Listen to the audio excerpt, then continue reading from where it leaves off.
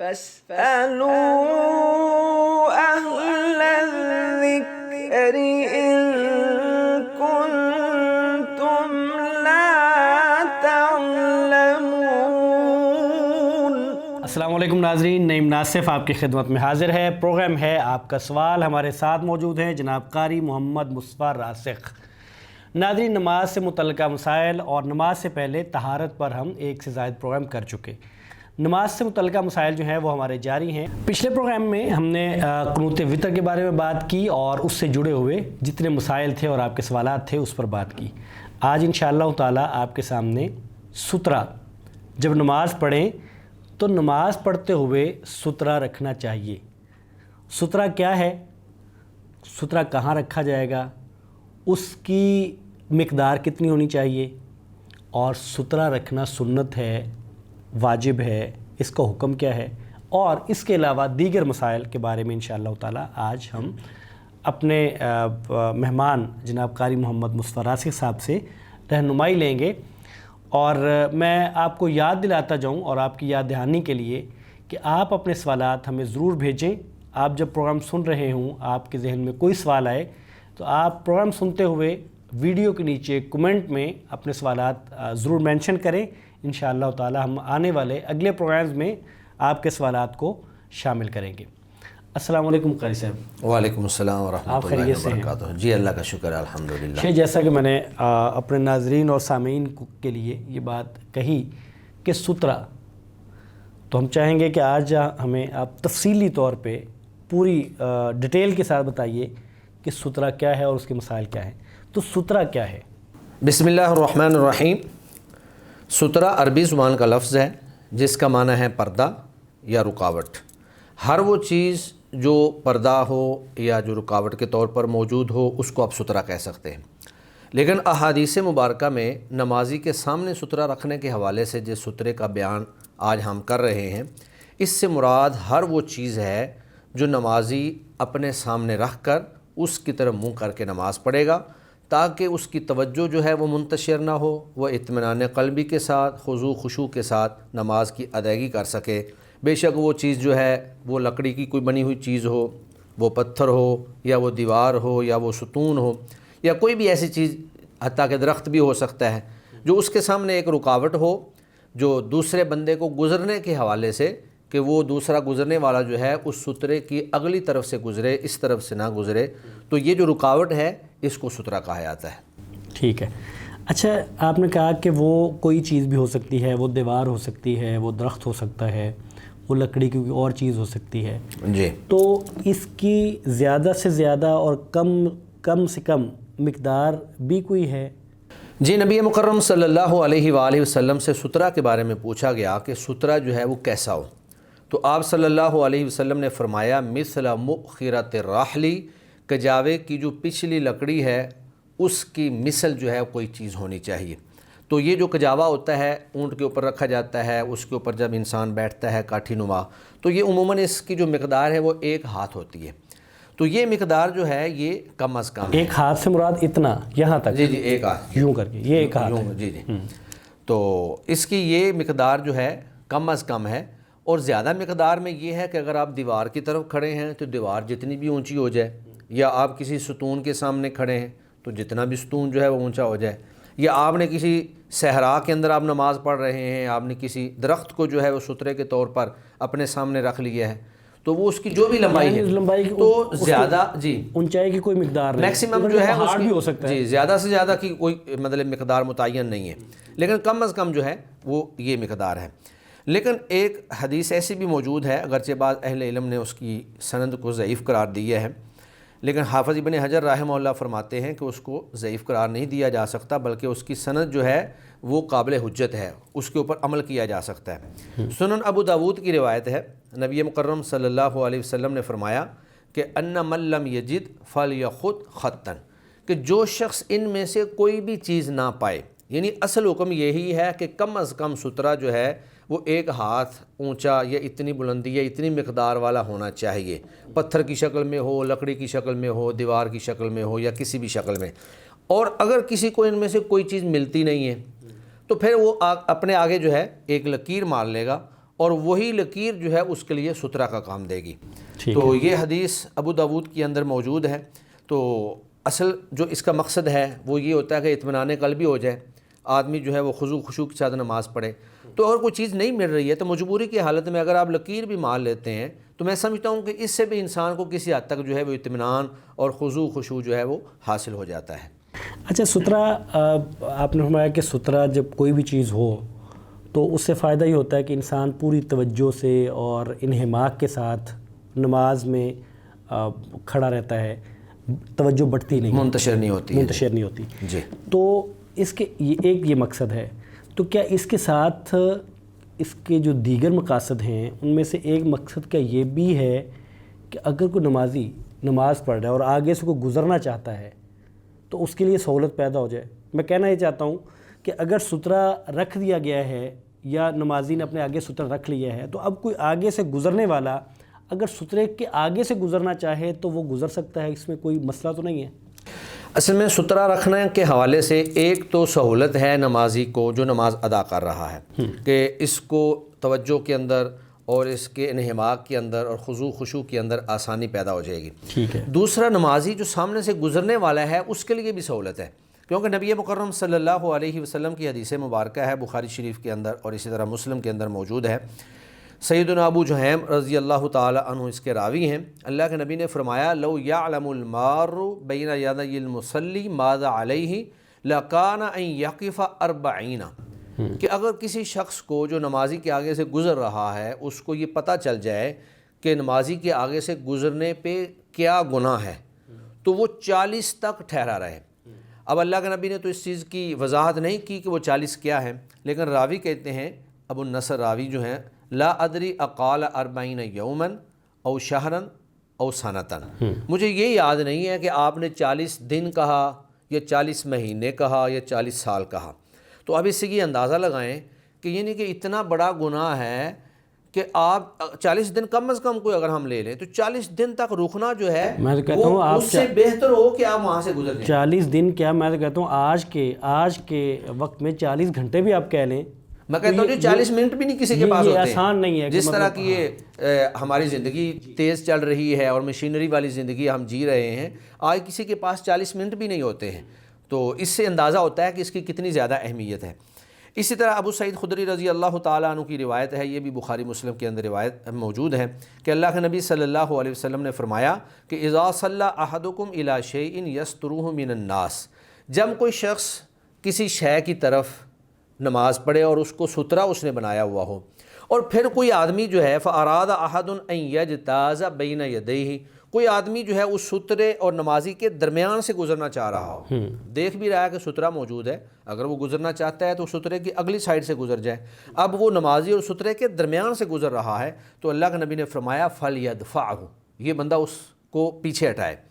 اس کے ساتھ جھگڑا کرے۔ آگے الفاظ یہ ہیں کہ فَإِنْ أَبَى فَلْيُقَاتِلْهُ، اگر وہ انکار کرے، وہ پھر ضد کرے کہ نہیں میں نے یہاں سے گزرنا ہے، تو اس کے ساتھ لڑائی کرے۔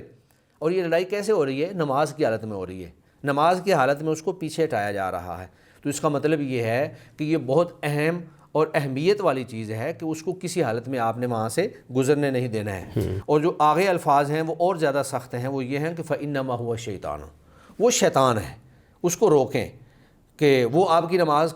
جو ہے اس کی توجہ کو خراب کر رہا ہے، اور پھر جب اس کو پتہ بھی ہے کہ اس کا بہت بڑا گناہ ہے تو پھر بھی وہ گزر رہا ہے، اس کے باوجود کہ آپ اس کو روک رہے ہیں، اس کو پیچھے اٹھا رہے ہیں، وہ ضد کر رہا ہے، تو گویا کہ وہ شیطان کی بات مان رہا ہے، یا وہ شیطانی عمل کر رہا ہے، یا وہ خود شیطان ہے۔ تو اس کا مطلب یہ ہوا کہ سترے کے آگے سے گزرنا جائز ہے، سترے کے آگے سے گزرنا جائز ہے، یعنی بندے اور نمازی اور سترے کے درمیان میں نہیں، سترے کی دوسری طرف سے گزرنا جائز ہے، اس میں کوئی حرج نہیں ہے۔ اور سترہ رکھنے کا مقصد بھی یہی ہے کہ آگے سے اگر کوئی گزرنا چاہتا ہے تو وہ گزر جائے، اس میں کوئی حرج والی بات نہیں ہے۔ ہمارے ہاں ایسا بھی ہوتا ہے کہ بعض لوگ سترہ نہیں رکھتے، بعض تو اہتمام کرتے ہیں،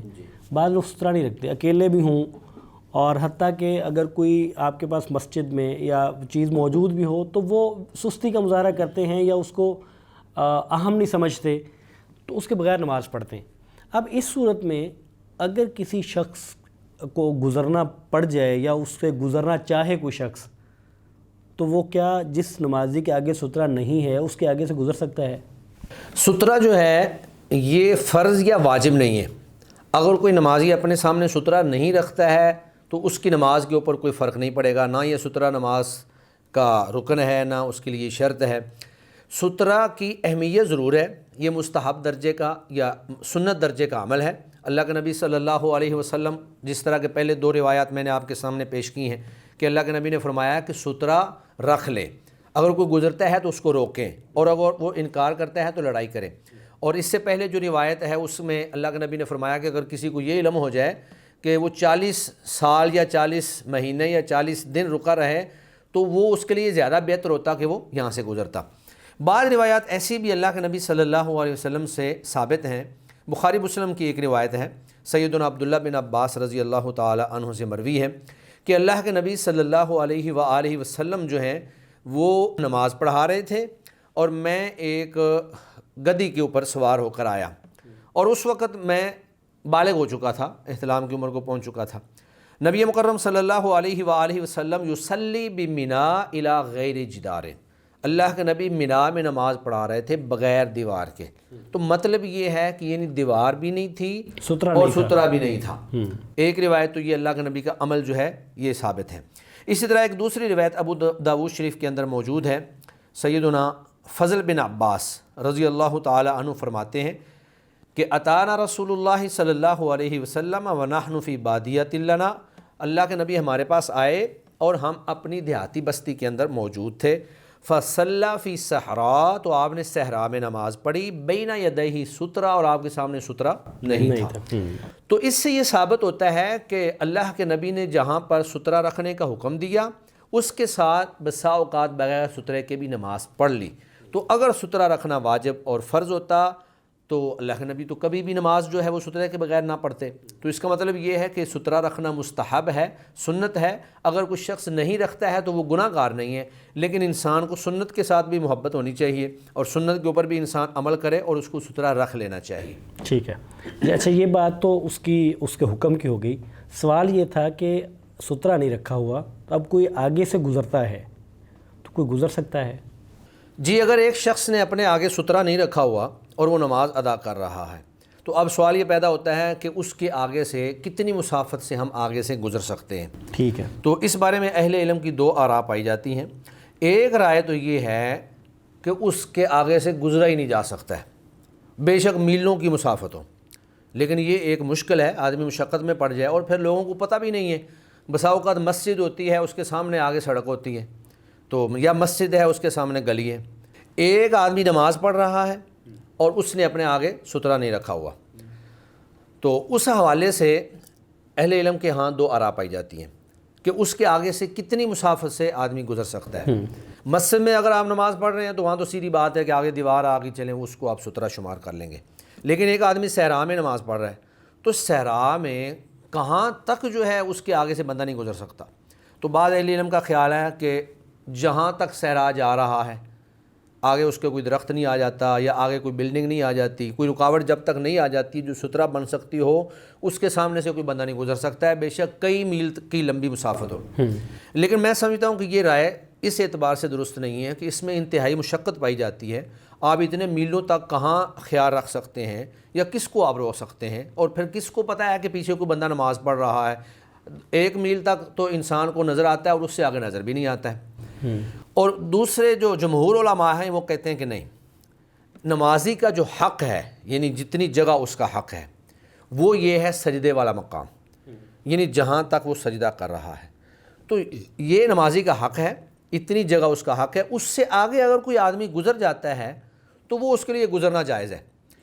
اور اس کی تائید وہ 2 روایات بھی کرتی ہیں جو پہلے میں بیان کر چکا ہوں کہ اللہ کے نبی نے ایک روایت میں تو یہ فرمایا کہ اگر کوئی آپ کے آگے سے گزر رہا ہو تو آپ اس سے لڑائی کریں، اس کو روکیں۔ تو روکنا کہاں ہے؟ واضح بات ہے کہ آپ وہاں کھڑے ہی روکیں گے، آپ دوڑ کر تو آگے نہیں جائیں گے نا۔ یہ تو نہیں ہے کہ کوئی 1 کلومیٹر دور بندہ آگے سے گزر رہا ہے تو آپ یہاں سے دوڑ لگائیں گے، وہاں پہ جا کر اس کو روکنا شروع کریں گے۔ تو آپ اس کو جب روکیں گے اپنی جگہ پہ کھڑے ہوں گے، اس طرح ہاتھ کریں گے اور اس کو وہاں سے پیچھے ہٹائیں گے۔ تو یہ حدیث بھی اسی بات پر دلالت کرتی ہے کہ یہ جو گزرنے کی ممانعت ہے نا، یہ اس حق والی جگہ سے گزرنے کی ممانعت ہے جو نمازی کا ایک حق ہے، یعنی کہ ایک جو صف ہوتی ہے، اگر آپ اس سے اگلی صف سے گزر جائیں تو وہ آپ کے لیے جائز ہے۔ شیخ صالح العثیمین جو سعودی عرب کے معروف عالم دین گزرے ہیں، انہوں نے بھی مقام میں سجدہ کی تحدید والے قول کو ترجیح دی ہے، کہ انہوں نے کہا کہ آسانی کے لیے یہ قول جو ہے زیادہ راجح ہے، خاص طور پہ ایسی مساجد جہاں پہ بہت زیادہ رش ہوتا ہے یا بہت سارے لوگ ہوتے ہیں، تو اگر آپ ایک صف چھوڑ کر اس سے آگے گزر جاتے ہیں تو انشاءاللہ آپ گناہ گار نہیں ہوں گے اور اس حدیث کا مصداق نہیں بنیں گے جس میں اللہ کے نبی صلی اللہ علیہ وسلم نے نمازی کے آگے سے گزرنے سے منع فرمایا ہے۔ اچھا، یہ بات تو ہو گئی کہ وہ کتنی مسافت تک گزر سکتا ہے۔ مجھے یہ بتائیے کہ ہمارے ہاں مساجد، اگر ہم اپنی مساجد کی بات کریں تو وہاں یا تو اسپیشلی مطلب ایک خاص مقدار کے سترے بنائے ہوئے ہوتے ہیں، یا کرسیاں پڑی ہوتی ہیں ان نمازیوں کے بیٹھنے کے لیے جو کسی مرض میں مبتلا ہیں، ان کی سہولت کے لیے رکھی ہوتی ہیں، یا دیوار ہوتی ہے۔ تو کیا یہ دیوار، خاص طور پہ دیوار سترہ بن سکتی ہے؟ جی، جس طرح کہ میں نے سترہ کی تعریف میں یہ بیان کیا تھا کہ ہر وہ چیز جو نمازی کے سامنے رکاوٹ ہو اور نمازی کے سامنے پردہ ہو وہ سترہ ہے، وہ بے شک دیوار ہو، وہ کرسی ہو، وہ ستون ہو، وہ درخت ہو، حتیٰ کہ اگر کوئی نمازی بھی سامنے بیٹھا ہے تو اس کے پیچھے اگر کوئی بندہ نماز پڑھ رہا ہے تو وہ بھی گویا کہ اس کے لیے سترہ ہے۔ وہ اس انداز میں کہ ایک آدمی نے آگے سے گزرنا ہے اور سامنے ایک بندہ بیٹھا ہے، اگرچہ اس نے آمدن یا جان بوجھ کر اس کو اپنا سترہ نہیں بنایا، نماز سے سلام پھرا اور وہ باقی رختیں اپنی ادا کر رہا تھا، تو اگلی صفوں والے بندے جو ہیں وہ اس بندے کی بنیاد پر اس سے آگے سے گزر سکتے ہیں۔ موسوعہ فقہیہ کویتیہ جو ہے اس کے اندر لکھا ہوا ہے کہ اتفق الفقہاء علی انہ یصح ان یستتر المصلی بکل ما انتصب من الاشیاء، کہ تمام فقہاء کا اس بات پر اتفاق ہے، یعنی کسی کا اختلاف نہیں ہے کہ نمازی آدمی جو ہے اپنے سامنے کوئی بھی چیز کھڑی کر کے اس کو سترہ بنا سکتا ہے، جیسے دیوار ہے یا درخت ہے یا اسی طرح ستون ہے یا لاٹھی ہے، یا اللہ کے نبی صلی اللہ علیہ وسلم بسا اوقات نیزہ آپ صلی اللہ علیہ وسلم کے پاس ہوتا تھا تو اس کو گاڑ دیتے تھے اور وہاں اس کو سترہ بنا لیتے تھے۔ تو اس طرح کی کوئی بھی چیز، کوئی بھی اور چیز بھی ہو سکتی ہے، تو ان میں سے کسی چیز، مثلا کوئی ایک آدمی اپنے سامنے اینٹیں تھوڑی سی جوڑ لیتا ہے تو کوئی بھی چیز جو ہے اس کو آپ سترہ بنا سکتے ہیں۔ دیوار ان میں سے ایک بڑا سترہ ہے، بلکہ دیوار کی جو مقدار ہے وہ بہت بڑی ہوتی ہے، تو دیوار جو ہو یا اور کوئی چیز ہو، یہ سب چیزیں سترہ بن سکتی ہیں۔ اچھا، یہ جو آپ نے یہ بات کہی کہ دیگر چیزوں کے ساتھ ساتھ اگر کوئی نمازی آگے بیٹھا ہوا ہے یا کوئی شخص بیٹھا ہے تو اس کو بھی سترہ بنایا جا سکتا ہے، تو اس صورت میں کیا ہوگا کہ اگر کوئی شخص نماز شروع کرتا ہے، اس کے سامنے آگے نمازی موجود ہے، اس کو سترہ بنا لیتا ہے، یا وہ جماعت کے ساتھ جب نماز پڑھی تو اگلی صف میں وہ لوگ موجود تھے، اس صورت میں وہ سترہ بن گیا، تو نماز کے درمیان میں وہ آگے والا جو سترہ ہے جو شخص وہ اٹھ کے چلا جاتا ہے، تو اس صورت میں کیا ہوگا؟ جی، جب تک تو وہ نمازی بیٹھا ہوا ہے وہ سترہ کے قائم مقامی ہے، لیکن اگر وہ اٹھ کر چلا جاتا ہے تو پھر وہاں پہ آپ سمجھیں کہ اس کے سامنے سترہ نہیں ہوگا، پھر کوئی بھی گزرنے والا شخص جو ہے اس کو احتیاط کرنی ہوگی، یا تو وہ گزرے گا ہی نہیں، یا پھر اگر وہ کوئی سترہ کہیں پر، جس طرح کہ آج کل مساجد میں سترے بنے ہوئے موجود ہوتے ہیں، اگر کسی نے گزرنا ہے تو اس کو چاہیے کہ اس کے سامنے سترہ رکھے اور پھر وہاں سے اس کے آگے سے وہ گزر سکتا ہے۔ اچھا، تو اس کا مطلب یہ ہوا، یعنی اگر وہ شخص اٹھ کے چلا جاتا ہے تو اس کا مطلب یہ ہے کہ اس نمازی کا اب سترہ نہیں ہے۔ جی، تو جب اس نمازی کا اب سترہ موجود نہیں ہے، بغیر سترے کے وہ نماز پڑھ رہا ہے، وہ بقیہ ایک رکعت ہے یا 2 رکعت ہیں، تو اس صورت میں یہ جو آگے سے جو شخص اٹھ کے گیا ہے اس کے لیے اٹھنا ٹھیک تھا؟ جی، اللہ کے نبی نے جو فرمایا ہے نا کہ سامنے سے گزرنا، وہ ہے لو یعلم المار، مرہ یا مرو کا معنی ہوتا ہے بالکل سیدھ میں آگے سے گزر جانا۔ جو بندہ سامنے بیٹھا ہے اگر وہ تھوڑا سا کنارے ہو کر گزرے گا تو وہ مرہ یا مرو، یعنی کہ وہ کراس کرنا نہیں ہے، اس نے کراس نہیں کیا بلکہ وہ وہیں سے اٹھ کر چلا گیا ہے۔ بلکہ بعض اہل علم تو کہتے ہیں کہ اگر کوئی آدمی سامنے بیٹھا ہو تو اس کو اٹھ جانا زیادہ بہتر ہے، تاکہ یہ خدشہ جو ہے پیدا نہ ہو جائے کہ یہ بندہ اس کو سجدہ کر رہا ہے یا اس بندے کی طرف منہ کر کے نماز پڑھ رہا ہے، تو یہ خدشہ بھی ختم ہو جائے گا اور پھر یہ مرہ یا مرو نہیں بنتا۔ یہ تو سادہ مطلب ہے کہ وہ کھڑا تھا اور وہ گزر گیا، اس نے اس کو کراس نہیں کیا ہے۔ یعنی آپ یہ کہنا چاہ رہے ہیں ہمارے ہاں عموماً جو قبلہ ہے وہ مغرب کی جانب ہے، جی جی، تو آپ کہتے ہیں کہ جو مرور ہے وہ شمال اور جنوب کی طرف جانا ہے؟ جی جی، مرور جو ہے وہ شمال کی طرف جانا نہیں، مرور نہیں ہے۔ اور ویسے بھی جو آدمی سامنے بیٹھا ہے اگر وہ اس کی ایک جانب سے گزرے گا تو اس نے بندے کو پورا تو نہیں کراس کیا، وہ اس کی ایک سائڈ سے گزر گیا ہے، تو وہ مرور وہاں پہ نہیں ہوا ہے۔ اچھا جی، تو اس میں یہ بات تو ہے کہ وہ شخص سترہ بن گیا، وہ جماعت ہو رہی تھی تو چونکہ صفیں بنی ہوئی تھی تو آگے ایک شخص نے اپنی رکعت پوری کر لی، پچھلی صف کے ایک شخص کی 1-2 رکعت رہتی تھیں تو وہ خود سے گویا کہ وہ سترہ بن گیا۔ لیکن کیا یہ ٹھیک ہے کہ ایک شخص بعد میں آیا، اس نے کسی اور کوئی سترہ رکھنے کی بجائے دیوار یا کوئی لکڑی رکھنے کی بجائے اس نے دیکھا کوئی شخص بیٹھا ہوا ہے، ذکر اذکار میں مصروف ہے، اس کے پیچھے کھڑا ہو گیا اس کو سترہ بنا کے، تو اس صورت میں یعنی آپ آ کے کسی شخص کو سترہ خود سے بناتے ہیں نیت اور ارادے کے ساتھ، تو یہ ٹھیک ہے؟ اگر کوئی شخص ایسا کرتا ہے تو وہ بظاہر سترے کا مقصد تو پورا ہو رہا ہے، لیکن یہ ایک بد اخلاقی ہے کہ ایک بندہ بیٹھا ہے، پتہ نہیں اس نے کب اٹھنا ہے، ممکن ہے وہ فوری اٹھنا چاہتا ہو اور آپ جو ہے اس کے پیچھے جا کر 4 رکعت نماز جو ہے وہ بھی لمبے لمبے سجدوں کے ساتھ اور پورے خشوع کے ساتھ آپ وہاں پر ادا کرنا شروع کر دیں، تو یہ گویا کہ ایک مسلمان بھائی کو اذیت آپ دے رہے ہیں، خاص طور پہ جب وہ یہ جانتا ہو کہ میں یہاں سے نہیں اٹھ سکتا۔ اور پھر اس میں ایک اور بڑی بدمزگی بسا اوقات پیدا ہوتی ہے کہ اگر اس کو جلدی ہونا تو وہ بار بار پیچھے کی طرف دیکھے گا، اب وہ اضطراب کی حالت میں بار بار پیچھے دیکھ رہا ہوتا ہے، اور جو نماز پڑھنے والا ہوتا ہے وہ اس کے دیکھنے کی وجہ سے وہ پھر نماز کے اندر پورا خشوع اور توجہ اس کی طرف متوجہ ہو جاتا ہے اور توجہ اس کی منتشر ہو جاتی ہے، تو اس میں دونوں ہی مشکل کا شکار ہو جاتے ہیں۔ تو انسان کو ایسا نہیں کرنا چاہیے کہ آپ کوئی بندہ بیٹھا اور اس کے پیچھے جا کر نماز شروع کر دیں، آپ کسی ستون کے سامنے، دیوار کے سامنے یا کسی اور چیز کو سترہ بنا کر آپ نماز ادا کریں، کسی فرد کو یا کسی انسان کو آپ سترہ نہ بنائیں جان بوجھ کر۔ اچھا، ایک صورت یہ بھی ہوتی ہے کہ عام طور پہ جب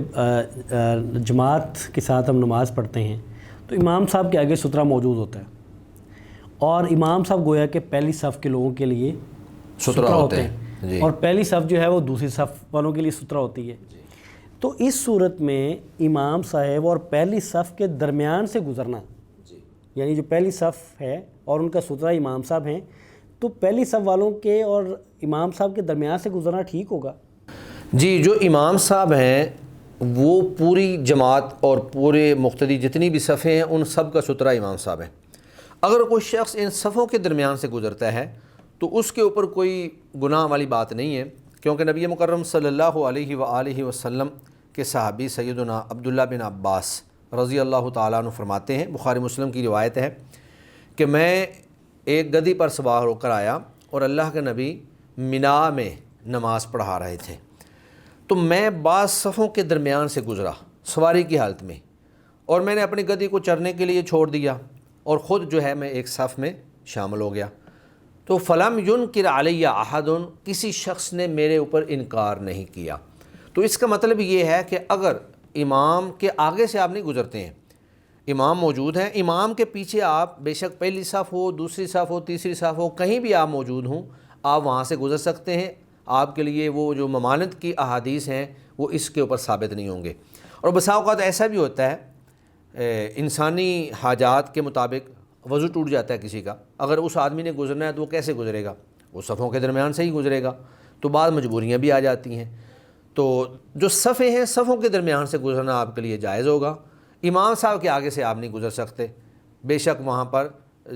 سترہ موجود ہو یا نہ ہو، سترہ اگر موجود ہے تو پھر آپ امام صاحب کے آگے سے بھی گزر سکتے ہیں، اور سترہ موجود نہیں ہے تو پھر آپ امام صاحب کے آگے سے نہیں گزر سکتے ہیں۔ تو اس کا مطلب یہ ہے کہ اگر ہم اس اصول کی بات کریں نا جس پہ ہم پہلے بات کر رہے تھے کہ وہ جو ہم نے احادیث بھی کہ اگر وہ سترے اور نمازی کے درمیان سے کوئی گزرنا چاہے تو اس کو روکا جائے، تو اس کا مطلب یہ ہے کہ مقتدیوں کا سترہ امام صاحب ہیں اور نمازیوں اور سترے کے درمیان میں گزرنا اس اصول کے طور پہ ٹھیک نہیں ہے، لیکن چونکہ یہاں یہ حدیث مبارکہ موجود ہے جی اور یہ ایک خاص صورت بنتی ہے تو اس میں یہ ایک طرح کی اجازت ہے۔ جی یہ ایک خاص شکل آپ کہہ لیں، ایک خاص شکل ہے اس کی، ٹھیک ہے۔ اچھا جی، اگر یہ امام صاحب سترہ ہیں ساری صفوں کے لیے تو پھر یہ صورت کیا ہوگی کہ امام صاحب نے نماز ختم کی اور امام صاحب پہلی صف نے تو چونکہ امام صاحب کے ساتھ نماز مکمل کر لی تھی، دوسری صف میں لوگ بعد میں کھڑے ہو کر نماز پڑھ رہے تھے، تو کیا امام صاحب ان پہلی صف اور دوسری صف کے درمیان سے گزر سکتے ہیں؟ یہ بالکل وہی شکل ہے کہ جیسے آپ سترے کے آگے سے گزر رہے ہیں۔ اب امام صاحب نے جب نماز ختم کر لی تو پہلی صف والے تو سارے لوگ بیٹھے ہوئے ہیں، اب دوسری صف والے جو لوگ ہیں وہ ابھی تک نماز ادا کر رہے ہیں، تو امام صاحب پہلی صف کے آگے سے تو گزر سکتے ہیں، جو لوگ سلام پھیر کر بیٹھ گئے ہیں۔ لیکن اگر امام صاحب اس طرح کریں کہ وہ لوگ جو نماز پڑھ رہے ہیں وہ پہلی صف کو کراس کر کے دوسری صف والوں کے آگے سے گزریں تو یہ ان کے لیے بھی جائز نہیں ہوگا، ٹھیک نہیں ہے، یہ ان کے لیے درست نہیں ہوگا۔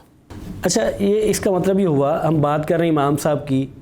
کہ وہ آگے سے گزر سکتے ہیں، تو گویا کہ جو دوسری صف ہے ان کے لیے پہلی صف سترہ ہے جی،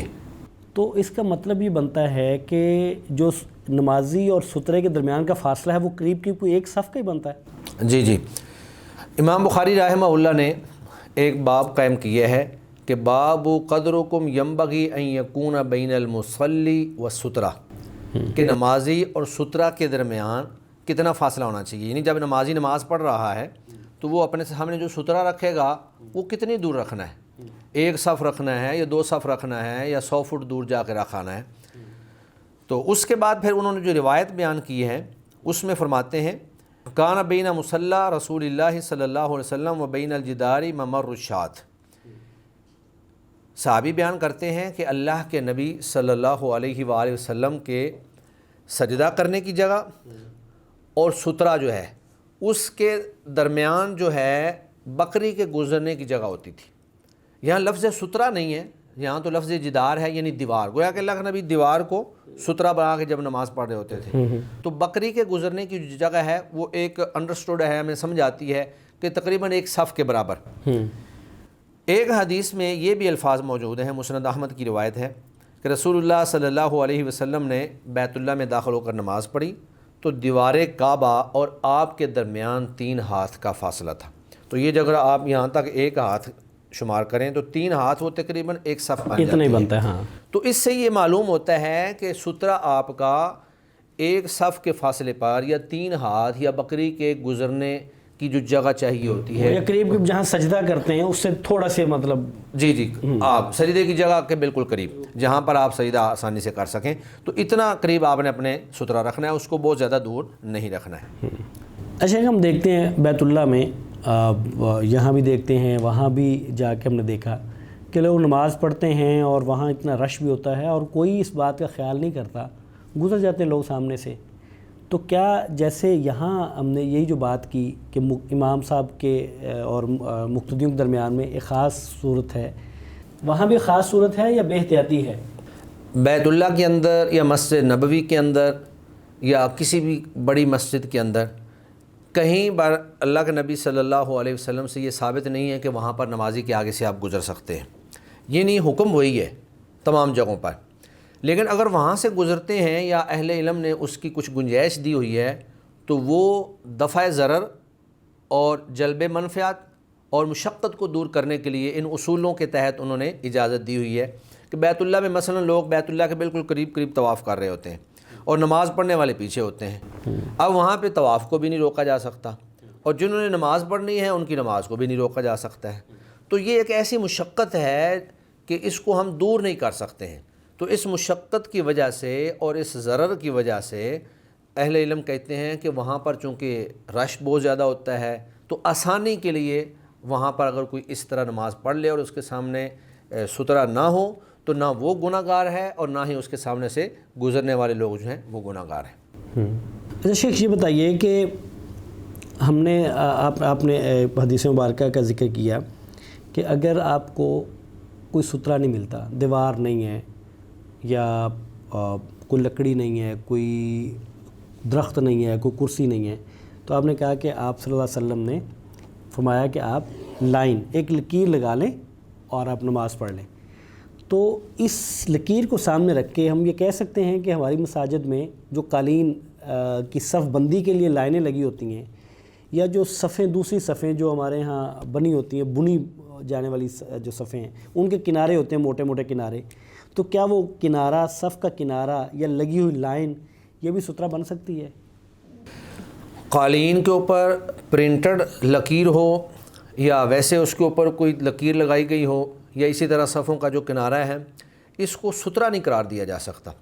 کیونکہ یہ ایک چیز پہلے سے موجود پڑی ہوئی ہے اور بچھی ہوئی ہے۔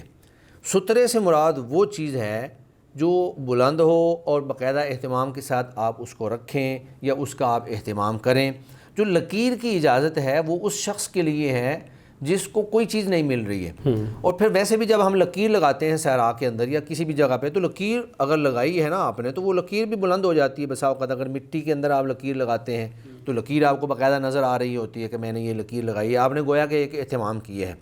لیکن قالین تو سارا پلین ہے، اس کے اوپر جو پرنٹڈ لکیر ہے وہ تو بالکل ثابت ہی نہیں ہوتی. پھر اسی طرح یہ آپ ایسے ہی کر لیں کہ صحرا جو ہوتا ہے بسا اوقات جب ہوائیں چل رہی ہوتی ہیں تو صحرا بھی بالکل ایسے پلین ہو جاتا ہے. تو پھر تو صحرا کے اندر بھی مطلب کہ آپ کو سترہ رکھنے کی ضرورت نہیں ہے. اگر اس بات پہ ہم آئیں تو جس طرح صحرا کے اندر سترے کی ضرورت ہے، اسی طرح قالین کے اوپر بھی سترے کی ضرورت ہے. اور پھر وہ جو روایت جس میں لکیر کا تذکرہ ہے، بعض اہل علم تو اس کو قابل حجت ہی نہیں مانتے ہیں، اگرچہ حافظ ابن حجر رحمہ اللہ نے اس کو قابل حجت کہا ہے. تو ان ساری چیزوں کو سامنے رکھ کر یہ ہم کہہ سکتے ہیں کہ قالین کی لکیر یا صف کی جو مٹھ ہے یہ سترہ نہیں بن سکتی ہے. صحیح. جب ہم نے صحرا کی بات کی تو اس کا مطلب یہ ہے کہ سترے کا اہتمام صحرا میں بھی ہوگا اور مسجد میں بھی ہوگا، یا فرق ہے اس میں؟ جی، سترے کا اہتمام دونوں جگہوں پہ ہوگا. صحرا کے اندر تو اللہ کے نبی سے ثابت ہے کہ آپ صلی اللہ علیہ وسلم باقاعدہ اپنے ساتھ نیزہ رکھتے تھے، یا آپ اپنی لاٹھی جو ہے وہ گاڑ دیا کرتے تھے، یا جو کجاوے کی لکڑی ہوتی تھی، کجاوا جو ہوتا تھا وہ سامنے رکھ لیا کرتے تھے. اور مسجد کے اندر بھی صحابہ کرام کا یہ معمول تھا کہ جب صحابہ کرام نماز ادا کرتے تو فوراً ان کی کوشش یہ ہوتی کہ ہم کسی ستون کے سامنے کھڑے ہو کر یا دیوار کے سامنے، خاص طور پر مغرب کی نماز کے حوالے سے بخاری شریف کی روایت ہے کہ صحابہ مغرب کی نماز فرض سے پہلے یہ جو دو نفل ہم پڑھتے ہیں یہ پڑھنے کے لیے ستونوں کی طرف بھاگتے تھے، اور ستونوں کے سامنے کثرت سے اتنے زیادہ صحابہ یہ دو رکعتیں ادا کرنے والے ہوتے تھے کہ باہر سے آنے والا آدمی یہ سمجھتا تھا کہ شاید نماز مغرب جو ہے وہ ہو گئی ہے. تو اس سے یہ ثابت ہوتا ہے کہ مسجد کے اندر بھی سترے کا اہتمام کیا جائے گا. ٹھیک ہے. جزاکم اللہ خیر شیخ، بارک اللہ فیک. اللہ تعالیٰ آپ کے علم میں، آپ کے عمل میں اللہ تعالیٰ برکت دے. ناظرین، یہ تھا پروگرام جس میں ہم نے سترے پر بات کی کہ اب جب نماز پڑھیں تو نماز پڑھتے ہوئے سترہ رکھیں، اور اس کا مقصد یہ ہے کہ اس سے آپ کا خشوع خضوع اور نماز میں توجہ اور انہماک باقی رہتا ہے. اور جو کسی شخص نے گزرنا ہے تو اس کے لیے بھی اس میں اطمینان کی بات یہ ہے کہ وہ سترے کے آگے سے آرام سے گزر سکتا ہے. تو گویا کہ اس کے لیے سہولت ہے، آپ کی نماز میں خشوع خضوع باقی رہتا ہے. اگرچہ یہ واجب اور فرض نہیں ہے، سنت ہے، تو اس سنت کا اہتمام کیا جانا چاہیے. ہم نے اس کے علاوہ دیگر جتنی اس سے متعلقہ چیزیں تھیں کہ سترے کی مقدار کیا ہوگی اور سترہ کیا کیا چیز بن سکتی ہے، اور اس کے دیگر جو اس سے متعلقہ مسائل تھے وہ آپ کے سامنے رکھیں. انشاءاللہ تعالیٰ اگلے پروگرام میں نماز ہی سے متعلقہ کسی اور موضوع کے ساتھ آپ کے سامنے حاضر ہوں گے. تب تک کے لیے اجازت دیجیے. السلام علیکم ورحمۃ اللہ وبرکاتہ.